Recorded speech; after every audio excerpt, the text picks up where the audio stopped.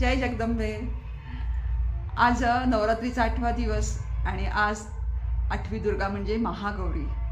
महागौरी ही पार्वतीचं रूप आहे, ती शिवाची पत्नी आहे, कार्तिकेय आणि गणेशाची आई आहे।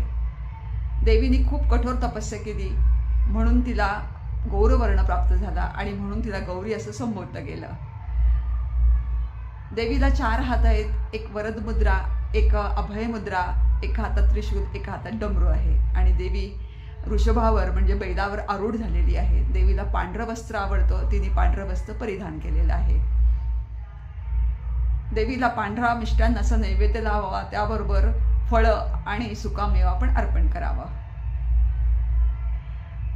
देवी ही अत्यंत तेजस्वी आहे आणि शांत स्वभावाची आहे। ती शारीरिक, मानसिक आणि सांसारिक दुःख दूर करते। म्हणून आपण देवीची मनापासून पूजा केली पाहिजे, तिचं स्मरण केलं पाहिजे, चिंतन केलं पाहिजे। देवीचा मंत्र आहे, या देवी सर्वभूतेषु माता महागौरी रूपेण संस्थिता, नमस्तस्यै नमस्तस्यै नमस्तस्यै नमो नमः। देवीचं हे 8वं रूप आहे। ह्या 8व्या दिवशी नवकन्यांचं पूजन करावं आणि म्हणजे नवदुर्गा पूजनाचं फळ आपल्याला प्राप्त होतं। असं हे देवीचं रूप अत्यंत तेजस्वी आहे, दैदिप्यमान आहे, मन प्रसन्न करणारं आहे।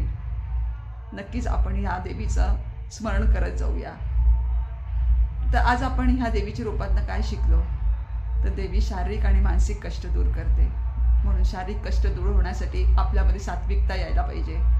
आपला आहार शुद्ध आणि सात्विक पाहिजे आणि मानसिक सात्विकता येण्यासाठी मनातले सगळे मळप, अज्ञान, भय आपण दूर केलं पाहिजे। म्हणजे आपल्याला मानसिक सात्विकता लाभते आणि त्यामुळेच आपली संसारिक सात्विकता आपल्यामध्ये येऊ शकते। धन्यवाद। आजचा व्हिडिओ आपल्याला कसा वाटला तो लाईक करा, कमेंट्स करा, सबस्क्राईब करा। जय जगदंबे।